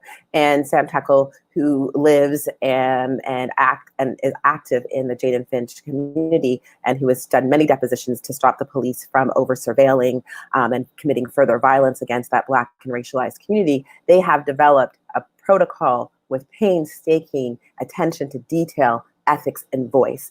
It took time, and it's being launched now. So we will include a link to that on our website so that you can see that protocol, and we will be supporting and connecting that community to some of the national consultations that we've been doing, because the protocol that we've been developing is at a high level, a national level, and that's because there are levels of research that many folks aren't even aware of. And so I was key in drafting that document, and I've taken me 10 years to put together, and it's not fully online yet. You need to be engaged in a consultation with us. We share the document plainly, we go over it, we take your suggestions, and we wrap them in, and we also share them with other communities as we move across the country. We were set to actually fly across the country and work with our communities starting in this month, but unfortunately COVID is here. And so this is one of the instruments that we're using to communicate. So please, on the Ready for Black Lives website, you can use the contact page and let us know if you're a Black community, and you don't need to be a lot of people. As long as there's 3 of you or more, we will do an online, secure, double encrypted conversation where you can ask questions and give input into the protocol. And I think that's really important, because what we're being asked to do, as the prior individual said, Raymond, we don't know what we don't know. And so we're being asked to sign on to a race-based campaign without taking into account what is already happening in Canada with police forces having, like, your last colon cancer check, your pap smear, your birth control, your personal information is now going to be sitting in police departments, and you want them to have your race too. So I want to go over here to GB. Yeah, thank you for talking about all these resources and things that people should take a look at. I just wanted to make the point to, and again, I'm always going to be speaking to the young folks. I'm always going to be speaking to those of us who are young people in medicine. I know our lives are super busy, but there are 24 hours in a day. And as young people, on all our devices and all the things that we're doing, the Facebooks, the Instagrams, it's important for you to take out time to do this education. It may seem overwhelming, it may seem daunting, but I think what you prioritize signals who you are. It's important to take care of yourself and enjoy the fun things that you do, but we are living in a system that is moving so fast that we can't afford not to be knowledgeable about the things that can affect us in this system. So just making that point. Thank you, Joanna. Sorry, Joanne. It's okay. I just kind of wanted to add a little bit, from comments GB had made earlier on, but then also his last comment. I think for people entering into your various disciplines, whether it is public health, whether it's medicine, whether it's research, or research within both of those, you really need to understand what you're entering into. I think that's really important, to take some time to really dig deeper into what your discipline is. So, I think in public health, we're presented with the idea that it's about health of communities, and it's presented as all communities, but you really need to understand what the investments of those disciplines are, and particularly for Black communities, like how are we even constructing Blackness in public health? I think the other point I would say, I completely agree with GB about reading things, about doing, we have to do the work, right? Like me, myself, I know there's still a lot of work that I need to do, a lot more reading I need to do. And so that's particularly why, I appreciate the fact I can organize with the Black Public Health Collective, because we are explicitly looking at that critical consciousness raising piece. We're taking the time, trying to bring together young, and not only, people in public health who've trained in public health, but very broadly, people who are entering into the field, people who want to do critical Black public health work, and be like, what are the assumptions that are built into public health, and how do we, really understand them so we can move forward to work against those assumptions? And so, Joanne, I wanted to clarify. So if a seasoned public health professional that is Black, that is like, oh my God, they never had this when I was in school, Mm-hmm. I want to link up with these folks, are they welcome to contact you and become part of the effort? And so then the other question is, because I know we have folks that aren't Black who are like, man, I would really like to support y'all because, I'm kind of stuck where I'm at. I do want to speak up for Black people, but I'm not Black, but we don't hire any Black people. So I become the default person who speaks up. What about that person? Is there something there for them?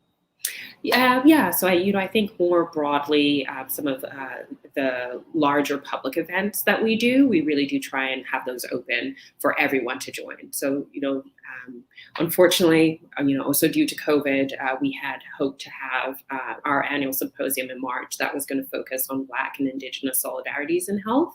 And so our annual events are open to everyone to attend. Okay, wonderful. Go ahead, Judy. And yeah, for those of us who are in medicine, we're the Black Medical Student Association of Canada is pretty new. We just got formed in March, and that's a whole long story. But we are working with the Canadian Federation of Medical Students, the Ontario Medical Students Association, to collate some resources that are specific to race and medicine. And there is talk about doing some sort of book club or something over a period of time. From what I've heard, nearly 200 students have already signed up because they're interested in it. So I think there is an interest, and this is a time to start telling people about these things. I want to say thank you for that, GB. And I also want to kind of bring back that this is a wonderful piece around when we know what's going on in the community, because the Black Public Health Collective does have one. And I think GB is going to be using some of that information to help inform. And so what we are going to do at Ready for Black Lives is we will have the links to their organizations and their websites, and we will post their information so that there's a central point of contact. And we put a lot of energy into doing this symposium for you. And so once we catch our breath, give us a minute, we're going to go through each of the talks. And when people have mentioned organizations, books, authors, we're going to create a reference list with those links and those informations so that you can further educate yourself or share them. We've also had a number of people let us know that they're going to be using this in their classrooms. And so that's a surprise to us, and we actually welcome that. Just please give a citation, and please respect all of the people that have participated in citing them. Okay, are there any more upcoming sessions or learning opportunities coming up from Ready for Black Lives? Wow. All right, thanks for that. So I will say that yes, we are. We have a few things coming up. I will give you a hint of one of them, but please do go onto the website, and we now have our mailing list feature so that we can alert you. And one will be called Health, Data, and the Law. And so we will be looking more closely at these questions of what does it mean, not just for race-based data, because that's a question, but the real question is what's happening to all of your health data and other data? And how I come to this question is in developing and changing the pulmonary function test that I'm working on, I realized that I could accidentally actually contribute to corporations having access to information that I had no intention of doing. And so when we look at AI and machine learning, we have to understand that we create ways for information to be leaked. And I realized that, in fact, the laws in not only Ontario, but Canada are really way behind when we should be having and the equal system, actually, literally, we could take the GDPR, which is the EU data law, and customize it. And so that health data in the law will deal with those intersections, not just for Blackness, but across the board. And there will be another one following that, and I will post that for you. But it's race, science, and medicine, and we have some amazing people that don't have expert drift that will be sharing and are a mix of our communities.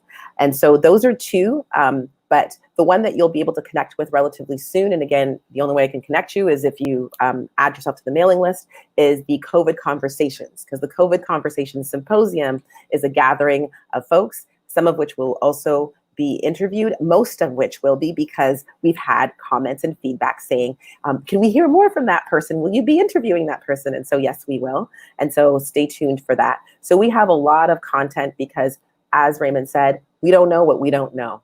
And we know that we can't trust other people to educate us, because sometimes we'll be led down empty paths that get us asking for things that may not get us the things that we need. Ciann. And I just wanted to add to that. I think the points around resources, right? I think for those of us who make use of the internet and make use of all of the technological resources that are at our fingertips, whether it's YouTube or whether it's other resources, definitely taking advantage of that. That never before have we had so much information at our disposal. That the idea of collecting more information to me is just so crazy when we have so much at our fingertips. So really. Taking advantage of that for those who do have access and can access that. And for those who can't, I think one of the things that have always driven our communities from first contact and colonization and enslavement to now is to always be critical of the state and what they're feeding us and telling us that we should desire and should want. And so that is essentially the essence of what I see as the questioning here, which is that the state is telling us one thing, that we should want this thing called more data and race-based data in a lot of ways. Corporations are also, whether we realize it or not, really conditioning us to be okay with sort of freely giving up our data. And so I think it's incumbent on us, as we always have as Black peoples throughout history, is to question that, to question what they feed us as something that would be desirable or something that would be beneficial to us, and to always question. And so even if you don't have access to those tools, to those networks, as have been talked about, the big thing is to always question and continue to critique and to raise questions always. That's what that has been integral to our survival as peoples. I wanted to, as we move into the last 15 minutes, I wanted to kind of bring back something that Joanne had brought up earlier, and that was the Edmonton example. So for folks that aren't familiar with it, we encourage you to just, yes, of all things, Google it. But in Edmonton, this is what critical thinkers in AI, and I'm one of many, have been concerned about. And we're seeing it here in Ontario because, and also in Edmonton, we're seeing it across the country, that these are even things that are being brought up because we have lax laws that do well for corporations, but are deleterious and deeply harmful for the citizens and residents, because they're not even considered of the people being protected by those laws. And what we're talking about here in Edmonton is that a venture capitalist is partnering, as Joanne said, with the province and the city to do what? To take all of the social service information that was confidential, as Joanne mentioned, to which consent was given for a very specific and limited purpose, to take all of your health data, like literally your conversation with the doctor. It's all according to this article, and I'm citing the article here.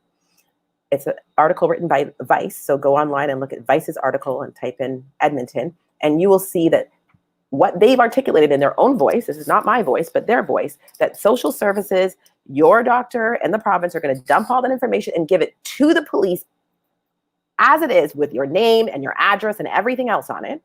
And then the police, at their discretion, and we've seen time and time again, from the RCMP to the OPP to municipal police services, who have all been brought up on charges and or tried and or had to have investigations, inquiries, or royal commissions to their behavior when it comes to data and violence. The police force of Edmonton, who has a really bad relationship with harming Indigenous and Black people and working people, is now going to have all your personal information. They're going to de-identify it, which means that they're just going to take your name and put it over here. And when they're ready, they can put it back over here and attach it. And they're going to give it to other people who you don't know, and they're going to make money off of it. Because a venture capitalist, by definition, VC for shorthand, is only about making money. And so there is no ethics to that profession, and not saying they're ethicless. I'm just saying that is not the same kind of ethics that your physician has to have, right? And so we have to ask ourselves, why would anybody lead the Black community to offer up race-based data when we have active examples of your health information in police cruisers without consent? And we know that that data is worth billions of dollars. And I'm going to cite something here, and you'll see it in an article that will be coming out next week that I've written called in the publication, The Conversation. And so you'll see it coming out next week where this data is. And it says very clearly, and I've gathered this from sources and my references are there, 90% of all electronic health records are owned by 4 companies. One of them being TELUS. And we know already, if you follow the news and financial markets, that Google and Amazon are coming next. And so the reality is that corporations are already in your data because we don't have strong data laws. And so what does it mean now to add your race? So that means that literally, and I'm going to tell you this, it's easy, they can pull a report that says, bring up all the Black people in this database and let's see what we can do with them. So if we're being sold a bill of goods that suggests that race-based data is just good and only can do good things, we know that there are other ways, and we've seen that in the US, and we've seen that the EU, the European Union, has protected its citizens. The question is, why hasn't Canada done the same? Joanne? Yeah, and I think that kind of comes back to a comment I made earlier on about really understanding your discipline. I think during COVID, for me personally, it really put public health under the microscope. And we can see just how intertwined public health is with policing. A colleague of mine has said public health is a tool of a police state. And so I think we really need to think about, what's going on in this moment. We see in Ontario with what the Emergency Management and Civil Protections Act under Schedule 1 that allows police, paramedics, and fire services to have access to your COVID testing data. And so, what else happens when we do add race to that? So we really need to be mindful and we can't also ignore the fact that some people who are asking or supporting for the collection of race-based data have a history of actually also working with the police. So I just wanted to add that. And I think that's really timely, given that we've seen time and time again that police in all provinces can actually cause fatalities and not be held accountable. We know that across the Americas and outside of the Americas, when I say the Americas, I'm referring to Canada, the US, into Mexico, we see people in the streets. We had thousands of people in the streets here in Toronto, across the country, demanding justice, but yet we're being guided down a path to hand over race-based data to a state that is killing us because of our race. And that just seems very problematic, concerning, and deeply sad to me, that as people seek to defend their lives and people stand with us in solidarity, that we're being led into a position. And I love what this attendee said, that we don't know what we don't know. And we're here to kind of sound the alarm, because these are some amazing 35 under 35 folks who are doing a great job in their disciplines and who are getting the word out. And we hope that this gives us an opportunity to think more deeply about what it is we're being asked to co-sign. And so as we do this outtake before we close, I'd like each person to take a minute and a half, just so that we can say our closing words. What are 2 things you want people to leave with? 2 things that you want anybody who's listening or will listen to, because this will be posted after, to leave with. And I'll go with a GB first. All right, 2 things. It goes back to that first point about race-based data. Whenever you're asking for race-based data, I think you need to remember 5 things: context, content, regulation, rationale, and repurpose. If you haven't asked those questions, then don't ask for race-based data, because that doesn't necessarily mean race-based data is bad. It can be used in certain ways and can be used for good, but you can't do good without asking those questions. Second thing, and it's a comment to medical students, please, please, please educate yourself on race, because the way it is taught right now is not good. And because we have so much power when we become physicians, it is important for us to have this collective knowledge. So please educate yourself.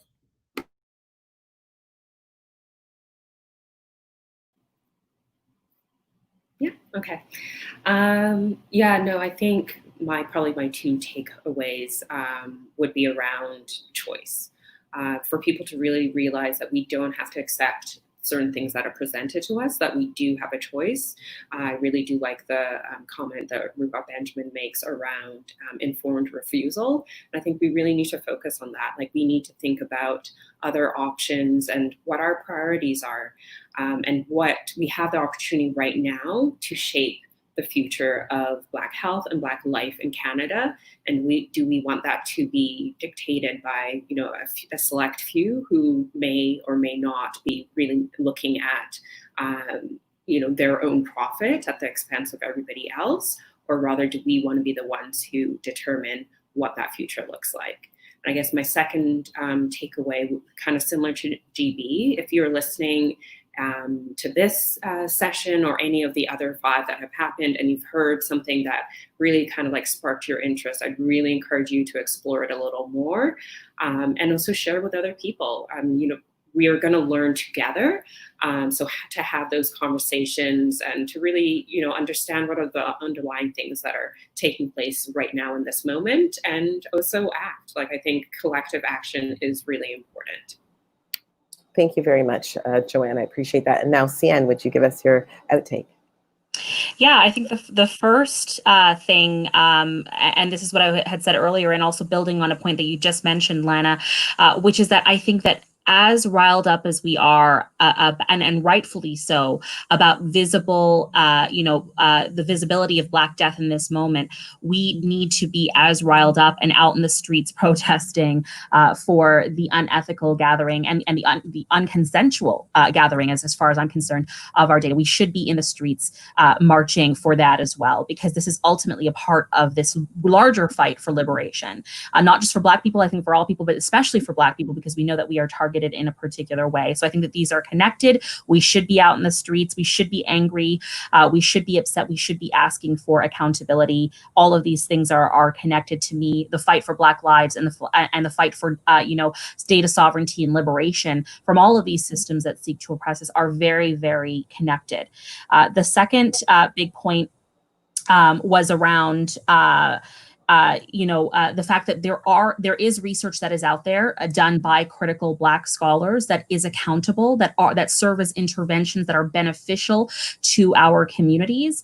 And so writing off all research is definitely not the message here, but it is to seek out and find those. You've got, again, 2 weeks of great panelists to choose from in terms of, who those scholars are. And I'm sure they can, again, reference others. But yes, in terms of research, accountability, if the folks that are coming to you for information are not accountable to your community, don't have a track record of ethical work, it is always been our prerogative to be, very, very critical and question, what's the motives and the incentives behind this, and to continue to question and to be critical in this moment, not just to echo what the populist view might be, especially in the age of data surveillance and so many surveillance mechanisms that we are being exposed to. So those would be my 2 take-home points from all of this.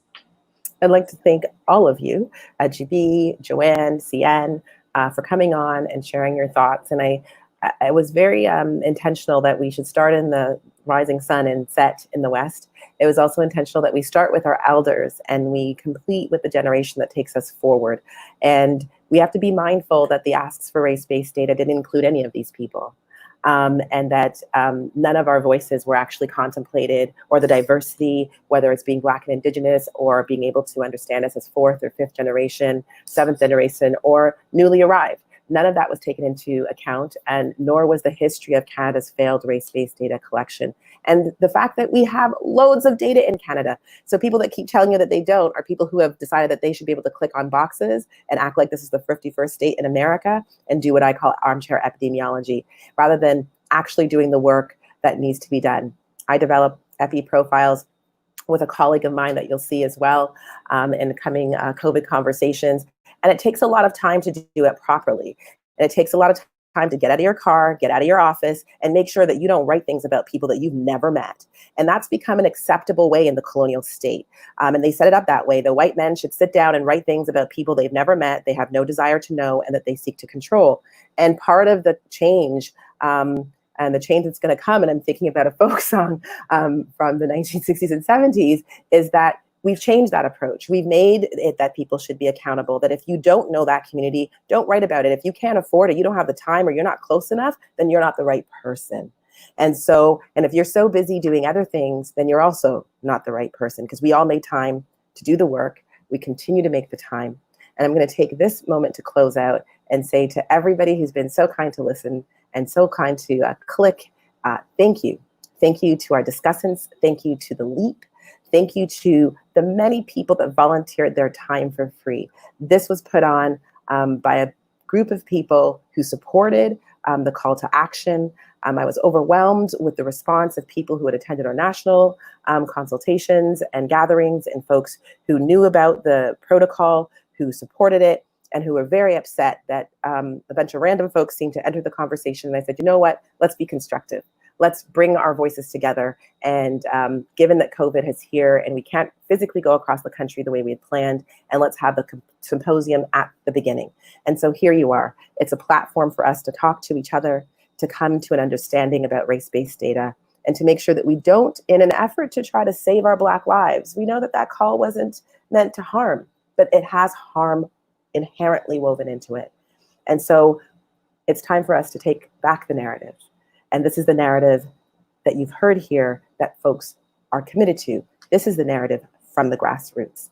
And as Raymond said, which I'm looking forward to hearing more from Raymond, I'm going to look through those chats, we don't know what we don't know. And in these final moments, we have Joanna, who is a woman of the Turtle Clan, who is offline going to be offering our closing ceremonies.